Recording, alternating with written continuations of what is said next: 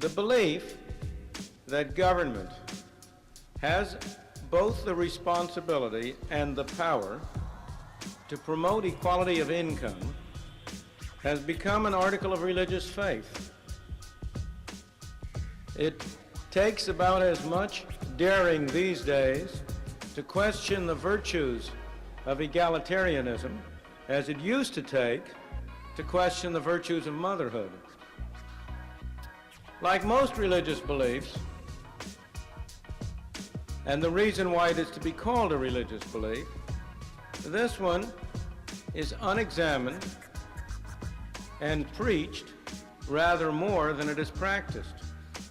You all recall that Thomas Jefferson, when he wrote the Declaration of Independence, wrote, "We hold these truths to be self-evident, that all men are created equal." If you were to stop there and think about those words, you would say, well, what utter nonsense. How could any man as intelligent, as knowledgeable, as worldly as Thomas Jefferson write such an obviously invalid sentence? Not only aren't all men created equal, all people aren't men. And what about the women? Some men are born tall, some are short, some are strong, some are weak, some are smart, some are stupid. But obviously, Thomas Jefferson did not mean that men are created equal in the literal sense, that they are clones of one another. That isn't what he meant. And that becomes obvious if you don't stop the reading of the Declaration of Independence at that point, but go on to read the sentences that follow. And what follows that statement in the Declaration of Independence, "We hold these truths to be self-evident, that all men are created equal," it continues, "that they are endowed by their Creator with certain inalienable rights, that among these are life, liberty, and the pursuit of happiness." What Thomas Jefferson and the Founding Fathers were saying when they said all men are created equal is not at all an assertion about their genetic composition or their physical characteristics. It was rather an assertion that they were equal before the law, that they were equal in the eyes of God, that each person is precious in and of himself, that each person separately is to be taken seriously as a human being in and of himself, and is not to be treated simply as a means for the purpose of serving somebody else's ends. Equality, even in that sense, of course, the Founding Fathers were preaching what they were not practicing, as they were well aware, because that concept of equality was, of course, inconsistent with slavery. Now, equality of rights in this sense gets meaning precisely because people are not equal in tastes, in values, in capacities. It's precisely because people are not equal that we have to stress that people have the right to life, liberty, and the pursuit of happiness. Because people are unequal and different, each will view his happiness as lying in a different area. Each will have different values. He will hold different things high. And if each separately is to be regarded as an end in himself, it is essentially necessary that he be given the opportunity to pursue those differences and to satisfy his tastes and values and not somebody else. Equality in this sense, equality of rights, personal equality, is a precondition of permitting human freedom. That's the original, I believe, and the most important sense of equality. But there are two other senses which it has been given, which need attention. The second, the most widely discussed sense of equality is the notion of equality of opportunity.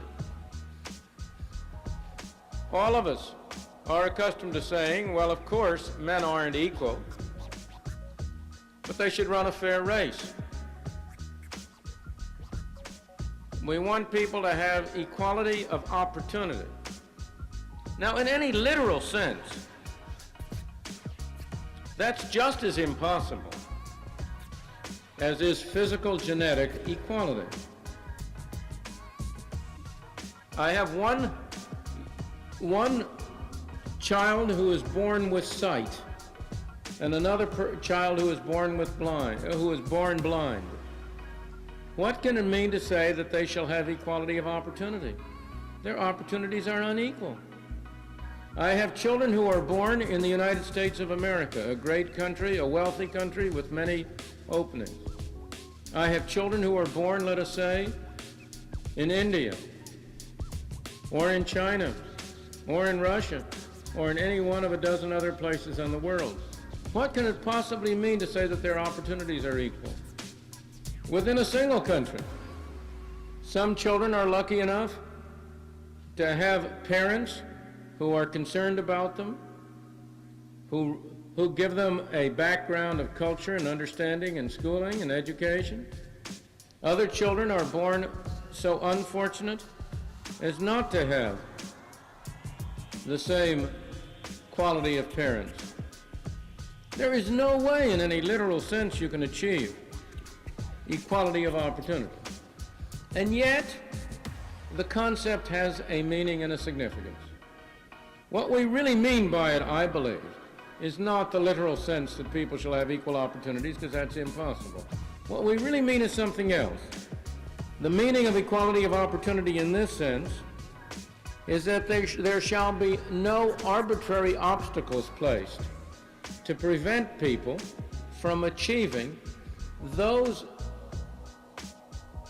careers, those positions, those opportunities for which they have the ability and the capacity and the taste to qualify. In that sense, equality of opportunity, as we shall see, is also a necessary condition for freedom, in the sense that there shall be no arbitrary obstacles preventing people from developing their capacities. But I come to the third sense, and the one which is the one most widely used today, and that's the notion of equality in the sense of equality of outcome.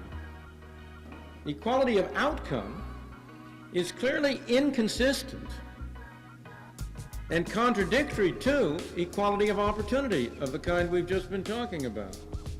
Let me illustrate that in a rather silly and trivial way. A group of us get together to play a game of poker. Equality of outcome means that after the game is over, you have to redistribute the money so everybody ends with the same amount. Well, that takes all the fun out of the game. And it also completely denies the idea that at the outset, everybody shall have the opportunity to do the best he can. If everybody is to end up in the same place, to have the same outcome after the event, what does it mean to say that people shall have equality of opportunity to achieve as much as they can in terms of their capacities? So equality of outcome is clearly inconsistent with any appropriate concept of equality of opportunity. But beyond that, it is an even more difficult concept to define precisely than are the other concepts, equality of rights or equality of opportunity in the sense of no arbitrary obstacles. Religious beliefs have the characteristic that they tend to be unexamined.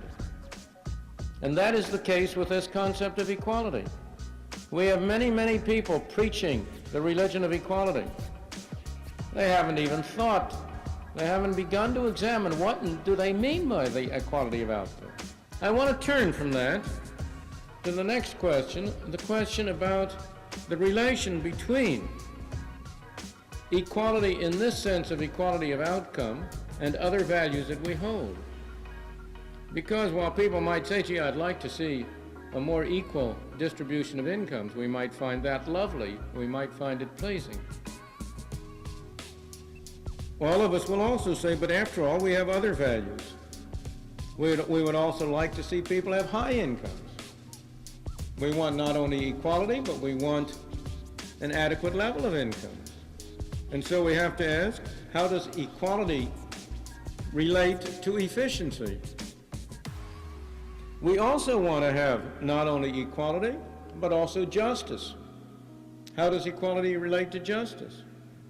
We also want to have not only equality, but human freedom. How are those related? And I want to turn now to the question of these relationships.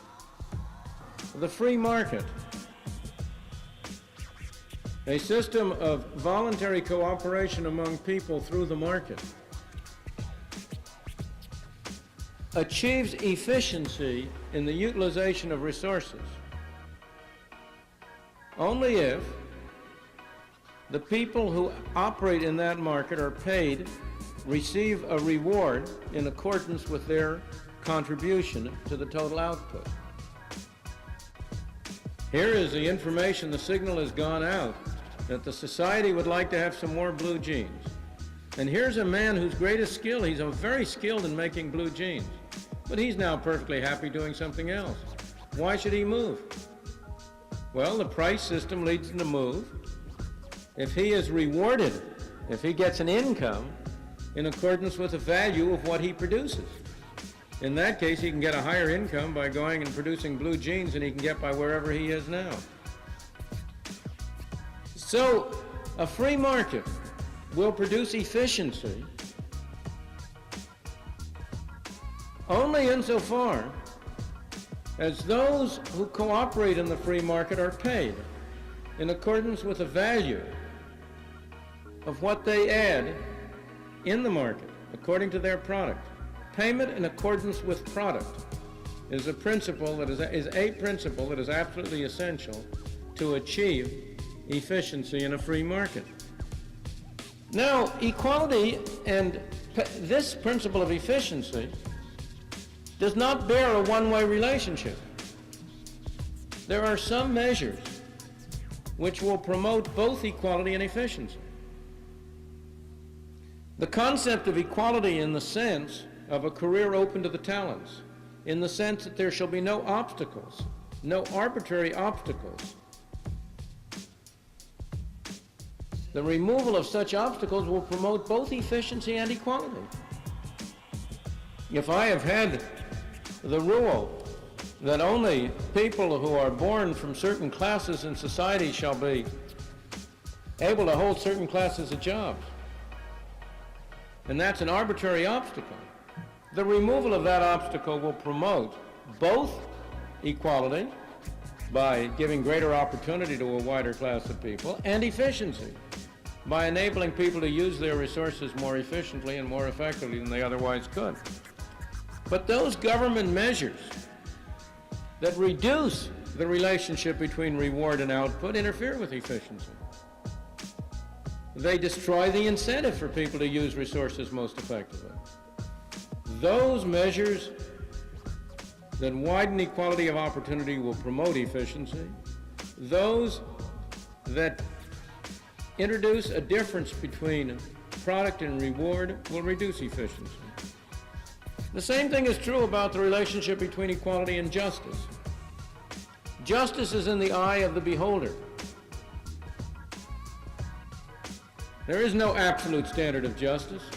There is no way to define justice. One man's notion of justice is not the same as another man's notion of justice. Because if justice were self-evident and identical to everybody, there would be no problem.